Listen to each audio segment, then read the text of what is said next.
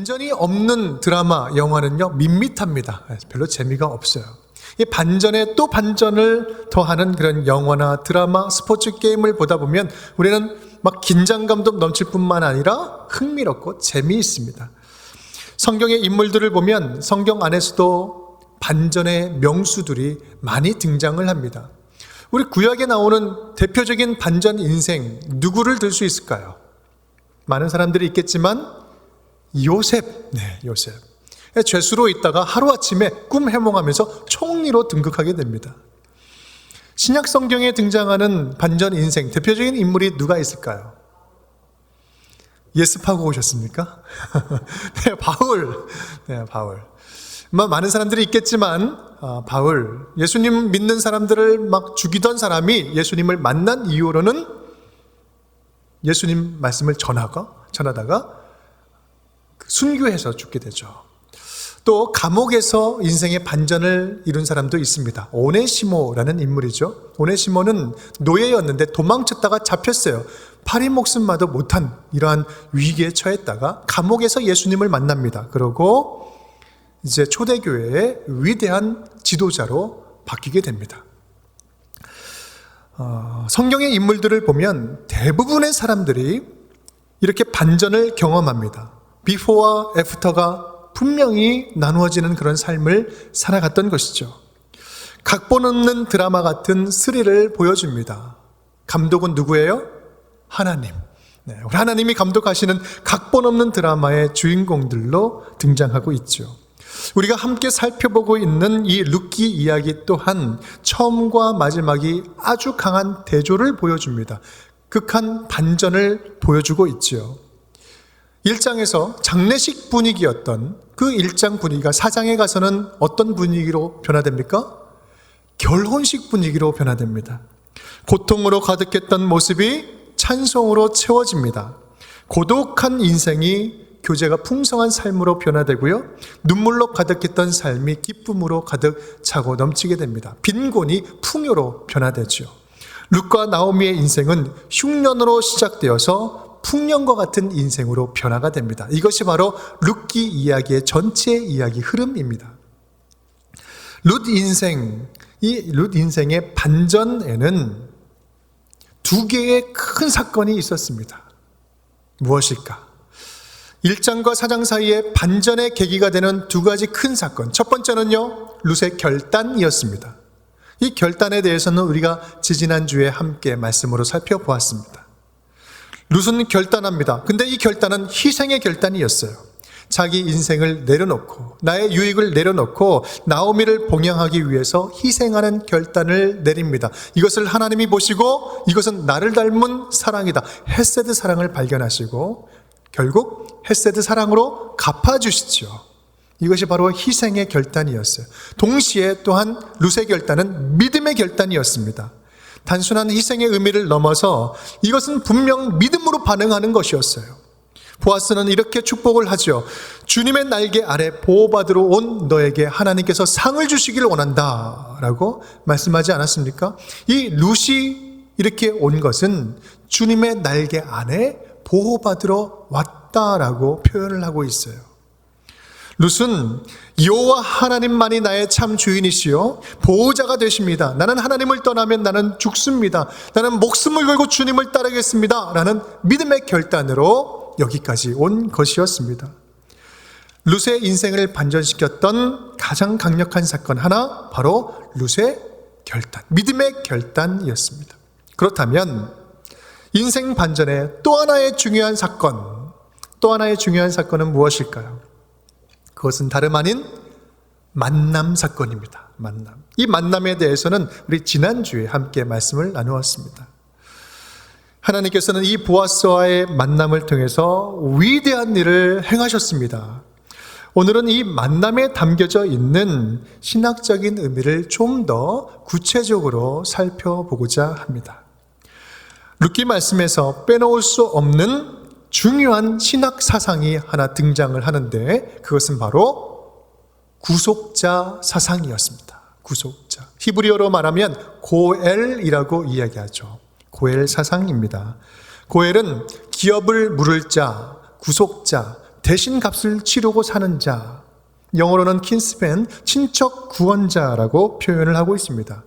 룻기는 4장까지 되어 있는 짧은 책입니다. 그런데 이 짧은 책 안에 기업 물을 자, 고엘이라는 표현이 20번이나 반복적으로 등장을 합니다. 고엘을 좀 더 쉽게 설명을 하면 친척으로서 값비싼 대가를 지불을 하고 삶을 새롭게 만들어주는 자라고 정리를 할 수 있습니다. 룻기 이야기에서 고엘 사상이 면면히 흐르고 있다는 것은 우리 인생의 반전과 회복 이야기 뒤에는 반드시 구원자의 이야기가 숨어 있다라는 사실을 말씀해주고 있는 것입니다. 한 가족이 경제적으로 파탄이 되어서 땅을 팔거나 자기 자신을 종으로 팔아 넘겨야 되는 그러한 곤경에 처했을 때 가까운 친척이 그들을 대신해서 채무를 갚아주는 거예요. 종으로 팔려가지 않도록 하는 거죠.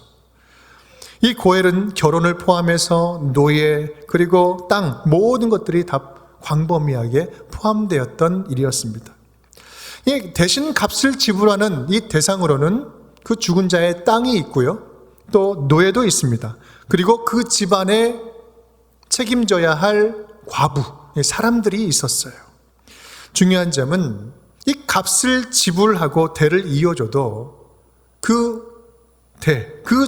그것은 바로 죽은 자의 가문을 이어주는 거예요. 그러니까 기업을 무르는 자에게 있어서는 희생이요 손해보는 일이 될 수 있었어요. 또 이렇게 구속하는 일은 아무나 할 수 있는 일이 아니었습니다. 이 구속하려면 자격 조건이 있었는데 3가지 자격 조건이 있었습니다. 첫 번째는 반드시 친척이어야 했습니다. 가까운 친척에게 먼저 우선권이 주어집니다. 둘째는 감당할 만한 능력이 있어야 했습니다.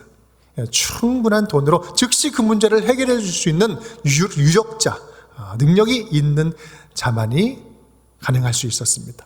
세 번째는요, 자격 조건 세 번째, 자원해야 가능했습니다. 이 고엘 제도에는 책임과 권리가 동시에 있었는데 그 책임은 아주 무거웠습니다. 그래서 자기가 원하지 않으면 그 권리를 포기할 수 있었어요. 룻에게도 보아스보다 더 가까운 친족이 있었는데요. 우리 4장 1절 말씀을 보면 이름이 나옵니다. 아무개라고 나와요. 이 아무개가 이름이 아니라 이름을 등장시키지 않고 있는 거죠. 한 사람이 있었습니다. 그 보아스는요, 자신이 합법적으로 룻과 결혼하기 위해서 먼저 그에게 정당한 기회를 먼저 줍니다. 그런데요, 이 아무개라는 사람은 땅을 무르는 것은 내가 하겠다라고 했지만 거기에 속한 사람, 이 룻까지는 내가 물지 않겠다라고 이야기를 해요. 책임지기 싫은 거였죠. 그래서 신을 벗어서 자기의 권리를 보아스에게 넘깁니다. 이제 기회는 누구에게 왔습니까? 보아스에게 넘어왔어요. 그는 친족이었고 유력한 사람이었습니다. 그리고 또한 룻을 위해서라면 기꺼이 희생할 마음이, 자원할 마음이 있었던 사람이었습니다. 모든 조건을 다 만족시켰어요. 비로소 보아스는 룻의 구속자가 되어서 합법적으로 결혼을 하게 됩니다. 오늘 본문 말씀 13절이죠. 우리 함께 읽겠습니다. 이에 보아스가 룻을 맞이하여 아내로 삼고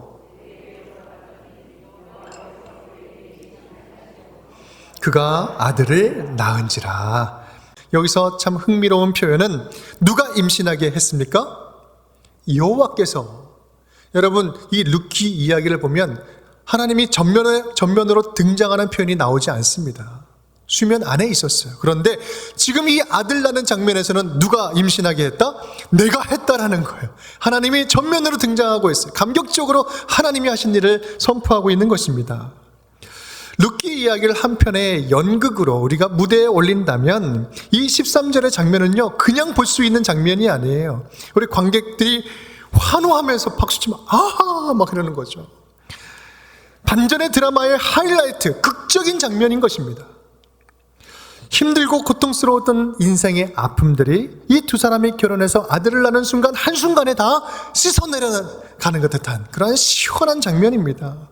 룻도 룻이지만 우리 시어머니 나오미에게도 더 그랬죠.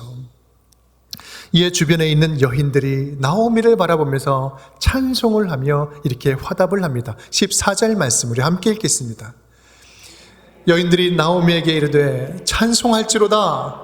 여호와께서 오늘 내게 기업 물을 자가 없게 하지 아니하셨도다.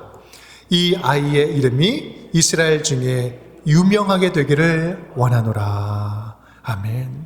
하나님을 찬송하리로다. 나오미의 고통을 찬송으로 바꾸어 주셨도다.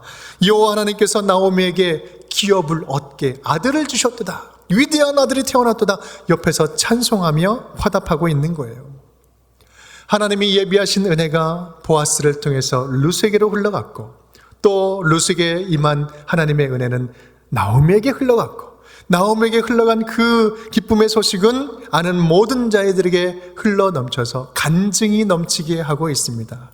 또한 그 하나님의 은혜는 후손들에게 흘러 넘쳐 그 이스라엘을 구원하는 왕이 태어나는 족보, 소망의 빛을 비추어 주게 됩니다. 사랑하는 여러분, 제가 지금 값을 치르고 룻을 구속한 이 보아스의 이야기를 왜 이렇게 장황하고 길고 중요하게 얘기하고 있을까요? 도대체 우리에게 뭐가 중요하길래 이 이야기를 길게 하고 있습니까? 그렇습니다. 바로 이것이 바로 우리에게 행하신 예수 그리스도의 구속의 사역이었기 때문에 그렇습니다. 예수님께서 그렇게 우리를 사셨어요. 예수님께서는요, 죄로 인해서 죽음 가운데 있는 우리를 구속하기 위해서 하나님이신 분이 이 땅에 내려와서 우리를 친히 자기의 피값으로 우리를 사신 것입니다. 예수님은 이 땅에 오실 때 고엘의 세 가지 자격을 다 갖추고 오셨습니다. 첫 번째로 형제의 자격을 가지고 오셨어요. 인간의 몸을 입고 오셨습니다. 히브리서 2장 11절 말씀. 그러므로 형제라 부르기를 부끄러워하지 아니하시고, 하나님이신 분이 인간의 모습을 입고 내려오셔서 이렇게 말씀하는 겁니다. 내가 친히 인간이 되어서 너희를 대신하여 죽음으로 내가 빚값을 대신하여 그 죄값을 대신하겠다. 그 자격을 갖추기 위해서 하나님은 하나님이신 분이 인간의 낮고 천한 모습으로 내려오신 거예요. 첫 번째 자격을 획득하셨습니다. 두 번째, 예수님께서는요, 넘치는 능력을 가지고 구속자가 되어주셨어요. 히브리서 4장 15절 말씀. 모든 일에 우리와 똑같이 시험을 받으신 이로되 뭐는 없으시니라? 죄는 없으시니라. 예수님이 어떤 능력을 품고 오셨습니까? 죄에서 구원하는 능력을 품고 오신 거예요. 죄의 결박에서 빼낼 수 있는 구원자는 죄가 없어야지만 가능한 것입니다. 하나님, 죄가 없으신 하나님께서 우리에게 능력을 베푸시고자, 구원의 능력을 베푸시고자 내려오신 거예요. 이것은 예수님만 하실 수 있는 일입니다. 또한 예수님은 기꺼이 자원하여서 십자가를 짊어지셨습니다. 겟세마네 동산에서 잡혀가시죠. 그 잡힐 때 그 오는 사람들에게 베드로가 칼을 빼들고 휘둘르다가 귀를 자릅니다. 그럴 때 베드로에게 우리 예수님께서는 이렇게 말씀하시는 거예요. 함께 읽겠습니다. 이에 예수께서 이르시되 내 칼을 도로 칼집에 꽂으라. 칼을 가지는 자는 다 칼로 망하느니라. 너는 내가 내 아버지께 구하여 지금 12군단 더 되는 천사를 보내시게 할 수 없는 줄로 아느냐? 무슨 말입니까? 나는 지금도 얼마든지 피하려면 피할 수 있다. 나는 얼마든지 피하려면 피할 수 있어. 하지만 나는 너희의 죄를 구하기 위해서 피하지 않고 나는 십자가의 길을 자원하여서 나는 그 길을 걸어가겠다. 히브리서 10장 7절 말씀입니다. 나는 하나님의 뜻을 행하러 왔나이다. 하나님의 뜻을 행하러 왔나이다. 두루마리 책에 적혀져 있는 하나님의 뜻을 온전히 성취하기 위해서 나는 자원하여 그 길을, 십자가의 길을 걸어가겠노라. 예수님께서 저와 여러분을 구원하시기 위해서 모든 자격을 갖추고 오셔서 고엘로 오셔서 십자가의 죽으심으로 말미암아 우리의 죄값을 대신 다 지불하셨습니다. 그 구속의 은혜로 우리는 새 생명을 얻었고 지금처럼 죽었다가 살아나서 하나님의 자녀로 지금 이 자리에서 예배를 드리고 있는 것입니다. 하나님께서는 예수님의 핏값으로 우리를 사셨어요. 누가 사셨습니까?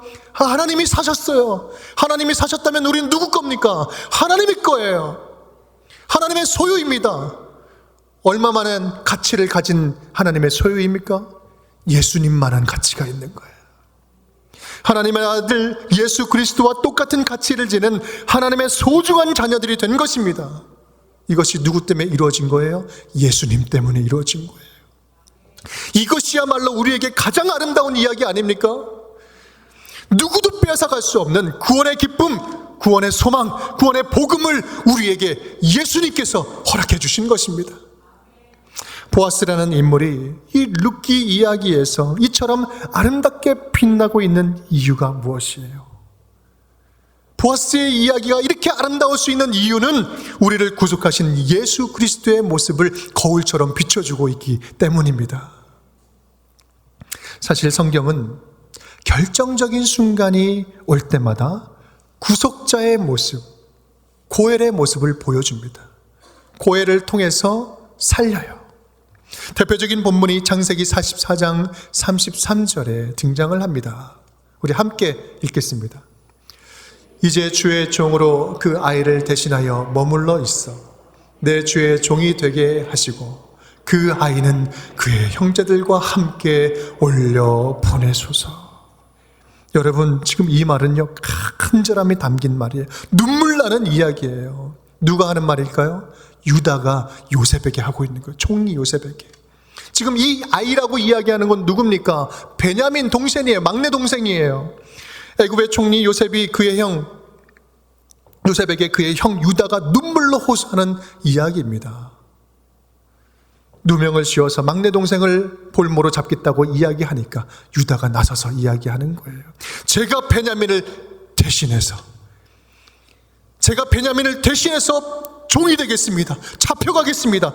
베냐민 집에 못 가면 아버지의 생명은 베냐민과 지금 묶어져 있어요. 아버지도 죽고 얘도 죽어. 그래서 내가 대신해서 내가 잡히겠습니다. 나를 잡아가시옵소서. 동생 베냐민의 목숨을 대신해서 내가 죽겠습니다. 요셉은요, 이 유다에게서 이 구속자의 사랑, 내가 베냐민을 위해서 대신 죽겠다고 이야기하는 이 유다의 구속자의 사랑을 발견하고 그때 테스트를 멈춥니다. 그 감정을 억제하지 못하여서 소리 지르면서 밖에 뛰쳐나가고 자기를 밝힙니다. 내가 요셉이라, 나는 요셉입니다. 형님, 우리 아버지 건강하십니까? 유다의 고백, 내가 대신해서 잡혀가겠습니다 라는 이 고백은요, 창세기에서부터 예수 그리스도의 구속적 사역을 예표해 보여주는 대표적인 본문이에요. 위대한 고백인 것입니다. 에스더는 어떻습니까? 에스더, 하만의 계략으로 모든 이스라엘 민족들이 말살될 위기에 처했을 때 에스더는 삼촌 모르드게에게 이렇게 전합니다. 내가 규례를 어기고 왕에게 나아가려니 내가 죽으면 죽으리이다. 내가 죽을 각오로 나가겠습니다. 내가 이스라엘 민족을 살리기 위해서 대신 죽을 각오로 왕 앞에 나아가겠습니다. 하나님 나라 역사의 묘미가 바로 여기에 있습니다. 중요한 위기의 순간이 올 때마다 구속자를 보내주는 거예요. 고해를 보내주는 겁니다. 그래서 살리는 거예요. 완전한 절망으로 아무것도 할 수 없을 때, 그때가 비로소 바로 영원한 구속자가 살아계심을 깨닫게 하는, 영원한 구원자가 깨닫게 하는 기회가 되게 하시고, 내가 눈 시퍼렇게 뜨고 버젓이 살아있다, 고해를 보내서 구원시켜 주시는 거예요. 이것이 바로 하나님이 하시는 일이옵니다.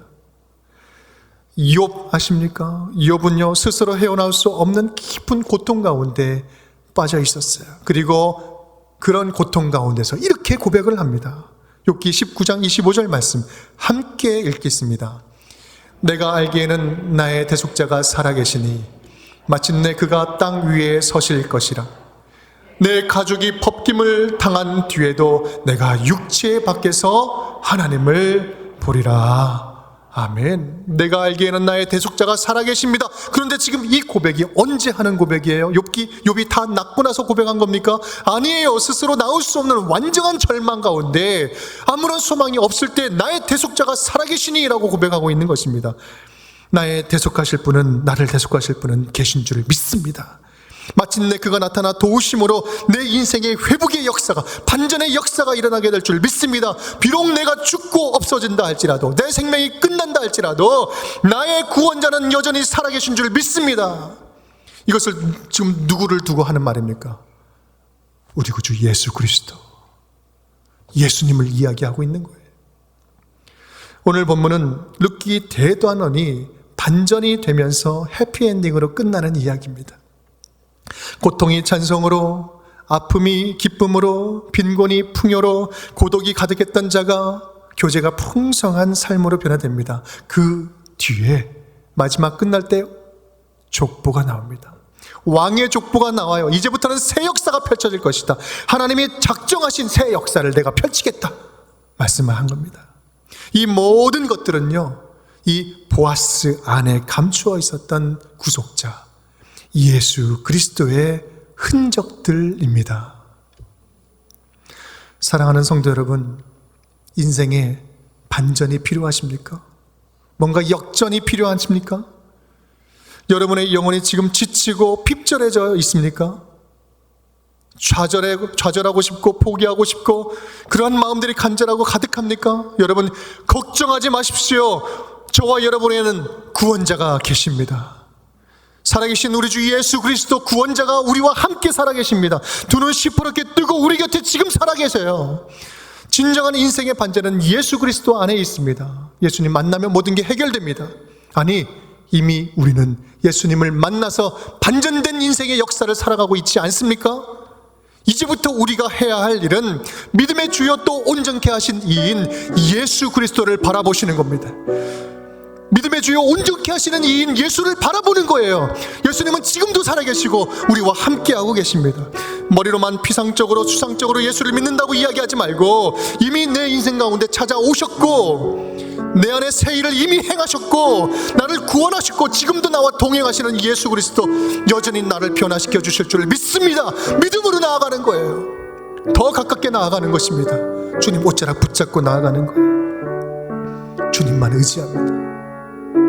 우리 주님께서는 오늘 이렇게 말씀 주시는 거예요. 제발 흔들리지 말자. 제발 염려하지 마. 내가 함께하고 있어. 외로워하지 마. 내가 너와 지금 함께하고 있어. 하나님은 우리를 예수 그리스도를 닮은 구속자로 이 시대의 고엘로 부르셨습니다. 이 세상이 신음하는 그 현장에서 함께 눈물 흘리라고. 대신 너의 눈물이 필요하다. 너의 기도가 필요하다. 눈물의 씨앗이 필요하다. 그 현장에 그들은 나를 알지 못해 기도하지 못하고 있어. 하지만 너는 나를 알고 있잖아.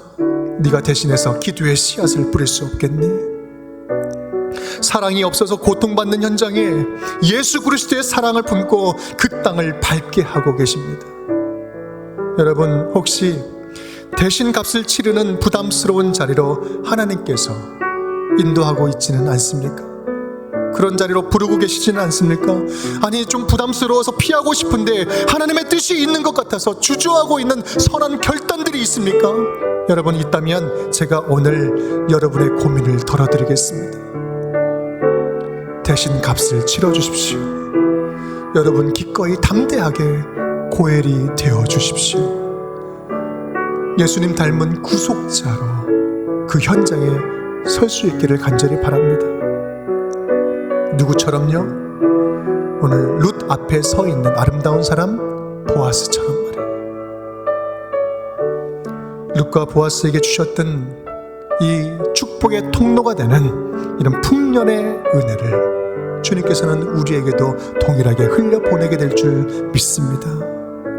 우리의 구원자 되시는 예수 그리스도, 이미 나를 구원하시고 나를 살리고 계신 주님을 다시 신랑처럼 맞이하며 주님께서 걸어가신 그 구속의 길, 고엘의 그 길을 우리도 함께 따라가며 하나님의 사랑을 전하며 흉년과 같은 이때에 흉년으로 고통당하는 자들에게 하나님 안에 있는 풍년을 전하는 저와 여러분이 될 수 있기를 주님의 이름으로 축원드립니다.